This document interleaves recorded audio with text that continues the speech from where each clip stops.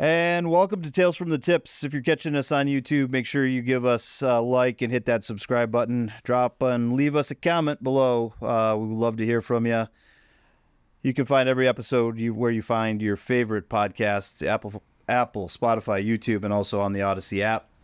Just head to the Google Play and iTunes store and download Tales from the Tips. All right. Congratulations! Well, you did I'm that. DA. Congratulations! You're the Mick the caddy. You did that on the first take this week. It was great. Thankfully, I stumbled through it. We'll get it. He's getting better. I don't know. I think I'm regressing. No, you're getting to be honest, but no, I only took one time. That was the first take. It was good. So, okay, we ended episode 6 on hotels. Mm. And I was not going here with episode 7, by the way. This is off the cuff, so I apologize to the listening audience now. We're good. I've got this covered. I have nothing prepared for this conversation. You started in on some very, very interesting stuff. I don't even know where to begin with this, but I'm going to say, you were telling me about a story about a guy that won some Australian Opens, and next thing I know, you're telling me stories about girlfriends reading text messages. Yep. True story. Okay. True story. So I'm putting the ball on the tee, and I'm stepping back, and I'm gonna watch this thing fly. I'm gonna call him tonight too after this, because see if he hates me for actually mentioning this, because he's probably not going to. I actually even think I think I do remember her name. The good part is when we're recording this episode, we haven't literally put it out there yet. No. So we'll put pause on it if it doesn't work. I'm going to. I'm going to call him tonight. Anyway. He's one of my best friends. Yeah, so as we normally say, let's grip it and rip it. Yeah, we're gripping and ripping this one because I got to hear this. He's one of my best friends. So there's a guy by the name of Peter Lonard who won on the PGA Tour. He won Hilton Head. Oh, yeah. And great player. I mean, he's won the Australian Open. Again, I'd have to Google it, but he's probably won it 2 times. He's won the Australian PGA like 3 times, the Australian Masters like 2 times. One of the nicest people you'd ever meet. Lived in Orlando. Another story about Peter. I could tell you Peter Lonard stories for days. It's funny. Peter. The Peter. Did you hear that? Lana. Am I allowed to mention you on this? Can I get? Yeah, we can shout Leo out. Can I shout Leo? What did he say then, Leo? Peter. It didn't sound like Peter, did it? Peter. Okay. Anyway, I tried to. I think I almost went Australian some Australian accent, but Peter Lonard was one of the nice. Is still one of the nicest people. First of all, we should thank our amazing video and audio technician Leo. Give me something, Leo. Say something, Leo. Come on, Leo. Hello. Thank you. There it is. He's very cool. And our executive producer who's bailed on us, Kim. Yeah, I know. She's left us in the dust. I'll text her later. She'd give us nothing. She's left. She's turned us over to Leo and said, deal with these two. So when I lived in Orlando, Peter's down there. He lived in Orlando, and he had a beautiful house there on Keens Point. The only time Peter ever turned on the oven in his house, or the stove in his house, or because he ate out every night. But he's a bit of a player. He played on the PGA too. He liked the women and great stuff. He had to change his shaft on his golf club one night, so he actually turned on the gas burner. Oh yeah. So he could heat it up, and that was it. The only time he ever turned on his oven. Warm up the epoxy. And the only time he'd ever turned on his oven in his house. True story. I will probably get him on the phone at some stage in one of these podcasts and let him know. If I'll ask him that, he'll say that is a true story. Yes. 100%. Okay. The other 2 true stories about Peter Lonard were both were at TPC Sawgrass, and I caddied for Peter 3 events. Back in Australia, I was in Orlando when I was living there, and I said, "Hey, you got a caddy for Australia?" He's like, "No, I don't. I'll give you $6,000. I'll pay for your airfare. I'll give you $6,000 and come down and caddy for me in Australia. You caddy for the Australian Open, Australian PGA, Australian Masters, and we only made 1 cut. So yeah, again." Bad caddying, I guess. But we had a great time. There's a theme going on here. I'm starting to see a pattern. But we had a good time. Oh, yeah, I forced many people into retirement. Don't worry about that. But we had a great time down there. But 2 stories of him at the TPC Sawgrass. First one was one night, I guess might have been the Friday night. He was with his girlfriend and in a beautiful hotel down there and stuff like that. And she may have seen a text message on his phone that probably was inappropriate, or she thought was inappropriate. So she starts screaming and yelling at him and stuff like that. So he leaves. He absolutely leaves the hotel room. But I think the police were called and stuff like that. Like, no, you need to leave. This is going to be an argument about whatever. And he slept 2 nights in the clubhouse. At TPC. At TPC Sawgrass and finished top 10. True story. I will verify that for sure. That is a true story. He did. The other one is on the 10th hole at Sawgrass, he hit a tee shot off the first that went into a hazard, and instead of saying I'm going to hit a provisional with his cheeky Australian humour, he goes, okay, mulligan, and he hits a second shot, which then he has to take because he never said provisional. So yeah, it's one of the funniest people I've ever met in my life. Let me guess, he found the first ball. Correct. But never declared a provisional. Never declared a provisional, so he had to play, yeah. So yeah, because he never said provisional, he said mulligan. Right. True story. And that is 100% a true story. And I can't wait to call him. I'd call him now, but it's 6 o'clock in the morning in Australia. But Well, we don't need to be waking him up. it could be funny though. It could be funny. It could be funny. I wish I could do that right now. Do we have the capability? You kept talking about hotels though. Oh, yeah. He was with me one time. We were in Oakland.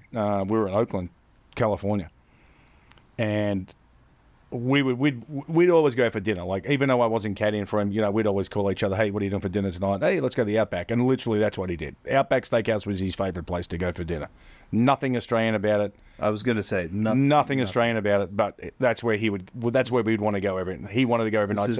This is where I asked Mick about a Foster's beer. No, we don't. No. I don't even know what he drank. I drank Budweiser at the time. I think he was drinking Mick Ultra. But Foster's is Australian for me. Yeah, no, it's not. Let's not get this. That's a whole for another story. It's like the thing about a Foster's is that we give it to Americans and tell it's a good beer, and we keep the good stuff for ourselves because it's horrible. It's never been a beer, and I'm sorry for all you people in Australia who drink Foster's because there are none. But there is none. It doesn't happen. So you're in Oakland. We're in Oakland, and out to dinner at Outback. So literally, he's like, "Hey, have you got a hotel room for the week?" I'm like, "No." And he goes, "Well, I found this place. I'll book you a hotel room. Just give me the $400 or $500 or whatever it is." I say, "Yeah, okay, cool. You book a room for me, and I'll give you some cash." That's how we used to do it, sort of thing. Yeah. Most of the times it was caddies who would do that, but Peter and I were really good mates, so he'd be like, I found a room, it's cheap, done, whatever. This place was horrible. I mean, horrible. Worse. I mean, we're in Is this worse than the Garden Motel. Yeah. No. But the area. Second? The area was. Oh. The area was. The hotel was horrible itself, but the area was. And he's like, we can't stay here. We cannot. So he's like, all right, I'm going to do you a favor. He's like, I'm going to book us into the Hilton. I said, are we rooming together? He's like, no, I'll get you your own room. And he paid for it for me. Yeah. And because he was like that. I mean, he's probably worth $8-10 million. I mean, he's got some money, but he was always like that. He would always take care of me. He would literally take care of me.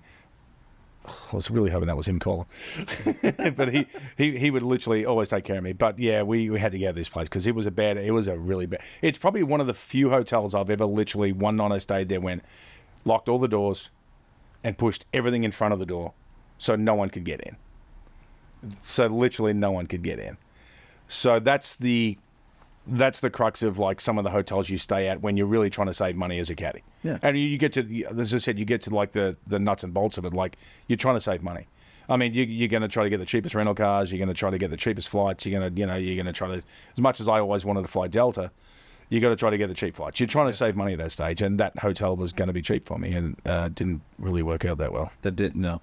No. And just so the listeners know, because we were talking about this in episode 6, life of a caddy isn't as glamorous as everybody has made it out to, whether it's the Netflix series or what you see and hear on TV.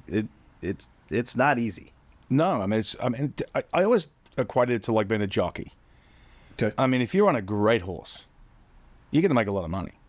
But if you've got a horse that's got like 3 legs and can't run, and you're not going great. You're not making it on the track. You're not making it on the track. You're not making money. You're not going to make money out of it. I mean, and it is that way. I mean, there's a lot of guys on the PGA Tour who make a lot of money, and the top players make a lot of money.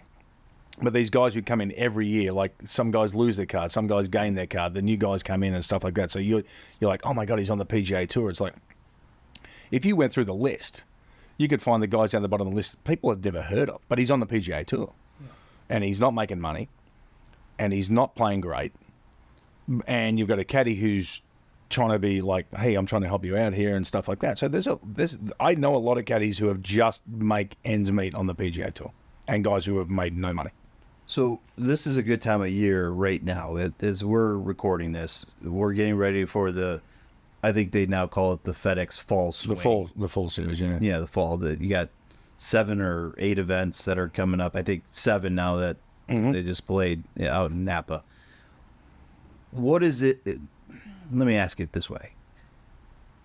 What are these guys experience from a caddy perspective? What are these guys that have some guys that now most of them are they're going to make they've secured their card for next year. Now, majority of them haven't secured a signature series, or they're going to be scrapping and clawing all year next year. Correct. How nervous are some of these guys to even keep their jobs? Oh, it's, having been around that, and I think this is where I have the input of like, I've been very lucky to caddy for guys who are, they're going to keep their card. They've had a great start to the year.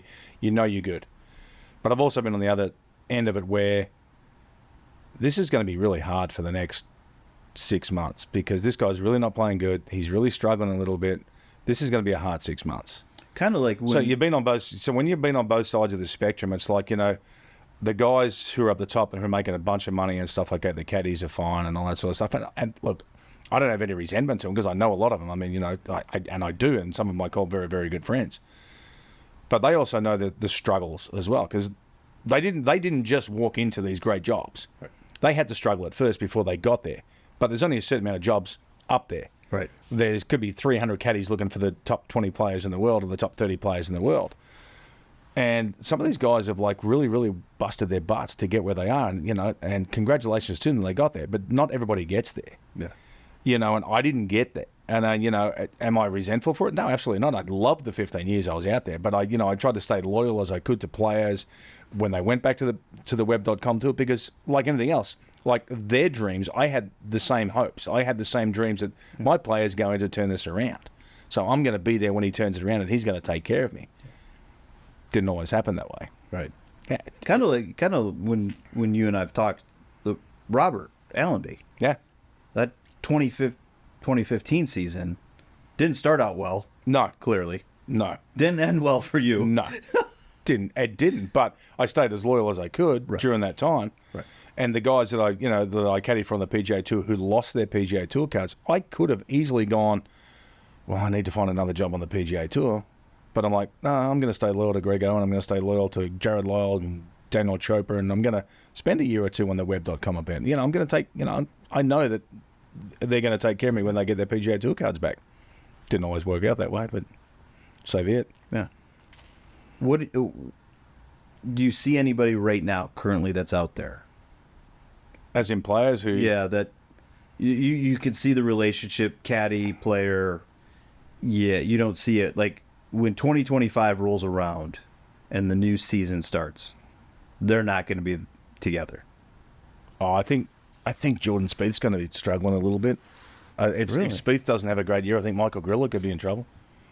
He's been with him for a long, long time, but I mean, even coming off the surgery. Yeah. I think that if Jordan doesn't have halfway through the year, if he doesn't have a great year, I think Michael Griller could be in trouble. I mean, I don't know their relationship. I mean, I know them both.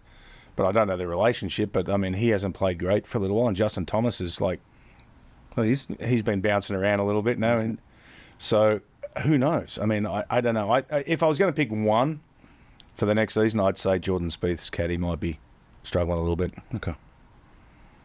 What would you be doing right now if you were out there and you had a struggling player or struggling? Because usually it's the relationship.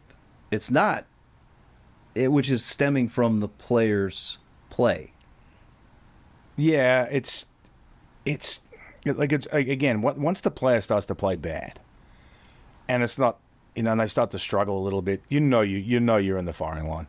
You just know. I mean, it's stressful. It's like, as you know, well, I'm going to lose my job here in a minute because, I mean, he's not playing good, so he's obviously going to like, hey, and you know, there's other caddies in his ear going, you know, I can help you out. You know, I'm the best caddy on the PGA Tour that doesn't have a job, but I can definitely help you out. Yeah. And it's like, yeah, no, you can't. You know, but some guys get on great. I mean, Did that happen to you ever? that someone took a job from me? Tried to. Oh, 100%. Yeah, yeah, it happened to me. Okay.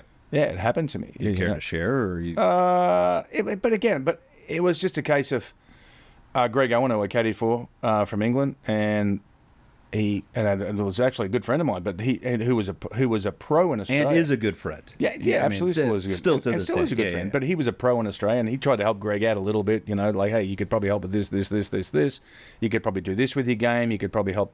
I could help you with this with your game. And then Greg at the end was, well, maybe you should just caddy for me, which was really funny because Hodgie is his nickname, who was caddying for Daniel Chopra at the time, but was trying to help Greg.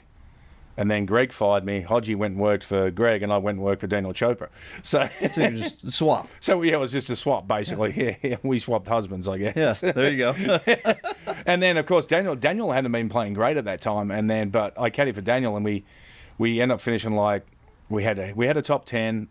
I think it might have been at I can't remember where it was now. So it might have been Sea Island. We finished 10th or 11th at Sea Island or something like that. And then I went caddying for him overseas in Malaysia and Thailand and stuff. We finished like second and third, and it just like we hit it off. And Daniel's still a really good friend of mine, so we hit it off really, really good.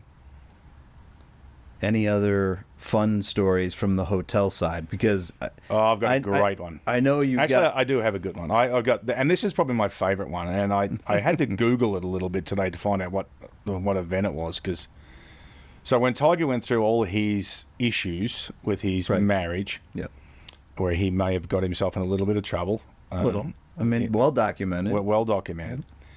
So Tiger's first event back was the Quicken Loans event in Philadelphia. And I had to Google this today because I was like, I know what event it was, Quicken Loans, but I wasn't 100% sure what city it was, because obviously I've been to a lot of cities, a lot of tournaments. Well, now Quicken is the Rocket Mortgage up in Detroit. Yeah. But, so it changes. But it was it used to be at it used to be in Potomac in Washington, and then it was at Congressional for a little bit, and they played it twice in Philly. Well, his first event back was one of them. So yeah, I'm up there, and I was caddying for Greg Owen at the time, and I'm like, all right, we've got I'm going up to Philly, you know, to just get on Priceline, do my thing, get the Best Western. No, that's a lie. It was the Holiday Inn Express. It was the Holiday Inn Express. I got the Holiday. I do know the story. Yeah, I got the Holiday Inn Express, and I was like, oh, that's kind of cool. I was going to have to fact check. Yeah, that's good. I got the Holiday Inn Express, and so it's like, oh, that's not a bad hotel. I can deal with that. You know, got my rental card. You know, do my thing. So Tuesday morning, Greg wants an early practice round, so we're gonna go out early and stuff like that. So you know, I'm in my hotel room. I open up the door, get ready to leave. Got my golf clothes on. I've got my Cubs golf shirt on, which is I used to wear occasionally on Tuesday. Tuesdays was like my Cubs shirt. And so I open up the door. Well, right across from me, the hotel door opens. Right across from me, the door, and it's Tiger Woods. And I'm like, I can't say what I want to say but it was, I was like, I dropped the bomb, and I was like, wow, that's Tiger's here. Yeah. And he looked at me, and look, I don't know Tiger that well. He's been very, very good to me and stuff like that. I've got my credentials on because, you know, we're only 10 minutes away from the course. You're getting ready to leave. Yeah, we're only 10 minutes away from the course. And he sees me. He obviously knows who I am. He's seen me out caddying. Doesn't particularly probably know my name at that stage, but he does now. And he sees my badge. He's like, hey, Mick, how you doing? I'm like, hey, Tiger. Good. And he's got like 2 security guards with him. And we have to turn right out of our door. I turn right out of my door. And we walk towards the elevator, and he starts asking me about the Cubs shirt that I'm wearing. You know, Mick, why are you a Cubs fan? You're from Australia. And I'm like, well, you know, I used to live there, and I'm a diehard Cubs fan and stuff like that. And we just start yapping, and then the elevator door opens, and of course, you know, it's not a 10-story hotel. It's like, I think we're on the 5th floor or something like that. So we get in the elevator, and we start going down, and we're talking, you know, about the Cubs and things like that. And these 2 other like security guards he's with haven't said a word. They're just saying nothing, and they're just like looking at me. And as we get out of the elevator, he turns to me, he looks at me, he goes, Mick, good to see you. but you never saw me here, did you? And I was like, I have no idea who you are, sir. Tiger, I have no idea who you are. Like, Here you are years later telling the story. You are secret is very good. Well, it's just 14 years ago now, but this was like his first event back after all the marriage stuff. After all the marriage stuff. So I was like, hey, and I honestly didn't say anything, like, to any of my caddy friends, like all my like Australian buddies on the tour. I actually said nothing. I didn't tell them I saw him. I didn't say anything. It's like, didn't say a word. Yeah. But, I mean, like, every night I was like, I wonder what's going on in that room over there. I mean, I don't even know if he was there for the week. I mean, he might you don't even know. Yeah, he might have been just one night. He might have been there for one night, like, doing Tiger stuff. I mean, I don't know. Yeah. I mean, I Maybe don't he know. just needed a place to crash. But it was cool. But every time I used to see him after that, he used to just, like, he'd just nod his head, and I'd, like, nod my head and stuff like that. So it was kind of funny. And the only other real story I had with him was, like, I was sitting at the front of Congressional Golf Club one day in Washington, and I'm sitting with a really good buddy of mine, Shannon Wallace, and we will get him. I've got so many great Shannon Wallace stories as a caddy. Some of the greatest, funniest caddy stories you'll ever hear in your life are with Shannon Wallace. Shannon's he used to be like 350 pounds. Big guy, great caddy, wonderful guys. Won twice on the PGA Tour as a caddy. Once with Nathan Green, once with Kevin Stadler. And I can definitely get Kevin Stadler on here too, so that'll be funny as well. But he was just... Shannon and I were sitting down the front of Congressional one time, and, I'm a big guy, I'm a little porky and stuff like that, and Shannon's very porky. And Tiger walks past us, and he's like, hey, guys, Mick, Shannon. Yeah, Tiger, what's your name? He goes, do you guys know where the gym is? Like, he's got his gym bag. Like, he goes, you guys know where the gym is? I'm like, what? He goes, I'm just messing with you. Thanks, Tiger. Thanks, Tiger. That was awesome. Appreciate you. Yeah, so I was like, I owe him a little bit for that, but yeah. There you go. So this is payback, right? This is payback. Yeah, this is payback. I saw National you, buddy. podcast. I saw you, buddy. I saw you at the Holiday Inn Express, Raymond. Yeah. I saw you about the Quicken Room Lounge. 110. Yeah, it might have been in 2012. Whatever. I saw you there. I don't know who you were with, but you were there. 5'4", whatever. You were there, buddy. I saw you. I don't know who you're with, but I saw you. Well, again, you never cease to amaze me with some of these stories. It's funny how we start the podcast, and this is funny. Look, can you hand me this? Oh, hand me this. You want this? Yeah, I want this for a sec. Because he comes like prepared all the time. He's got like all this stuff, and he's just like ready to roll and stuff. And then halfway through conversations, I change the whole plan. I just changed the whole plan. You completely derailed. I derailed everything he had today. I did. I apologize.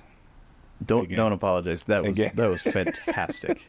I'm gonna have to come up with a title for this one because I have maybe a tiger's tail or something like that. A tiger's tail. I don't know. We'll figure it out. A tiger's. How long have I got left? A minute? What's that? It's 23 minutes. We got two. I got 2 minutes. We got 2 minutes. I got 2 minutes. I gotta tell you one more Tiger Woods story, and this is why Tiger Woods is so good. So in 2002, when I'm caddying for Anthony Painter, and Tiger's like, this is Tiger at his peak. 2002. He's Anthony Painter's 1 year on the PGA Tour. May have made 4 cuts. We're at Disney, which is like the last event of the year, where it used to be all the time. And Anthony's like, I've got no chance of keeping my PGA Tour cards. I've got to get some Tiger Woods autographs and probably sell them and not just use them. Completely against what you're supposed to be doing. Well, no, he said it was for the Flying Doctor Service in New South Wales. I don't know whether he's telling the truth or not, but he said it was. or for his collection. Yeah, probably for his collection. Yeah. Mm-hmm. Probably. But so he goes up to Tiger basically on like Wednesday morning and says, hey, listen, can I get some autographs and can you drop them off in my locker for me? And Steve Williams was his caddy at the time, and he's like, yeah, we could do that for you. Yeah, absolutely, 100%. And I'm like, there's zero chance that's going to happen. There's no chance. Who's Anthony Painter? He's a nobody. Like that. And so, by the way, this is your player that you're caddying him for. Yeah, exactly. Thursday, nothing. Friday, there's nothing. Saturday, there's nothing. We've missed the cut by like 20 shots like we normally did.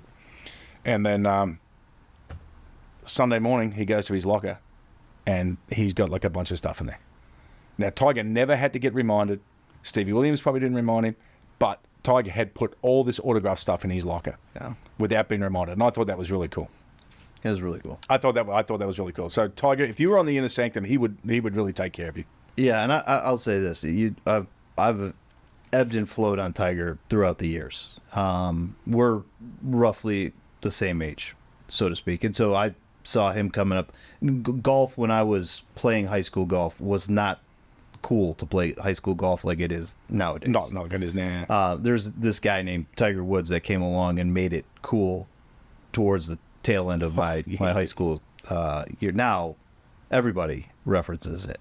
But now what I see him doing with the tour and the way he's working with Charlie, Yeah. as a dad, he's changed my opinion of him. Good. So, You know, and I have people always ask me, "I don't like Tiger Woods." I'm like, "Yeah, you got to get to know him. you got to get to know him. Yeah. You got to see there's another side of everybody." I was going to say, there's a different heart. I mean, you can't. My ex-wives don't like me. I think I'm a good dude. I think you're fantastic. Thanks, buddy. D. I appreciate it.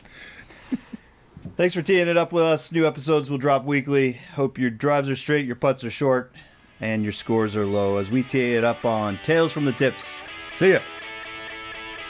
That was cool.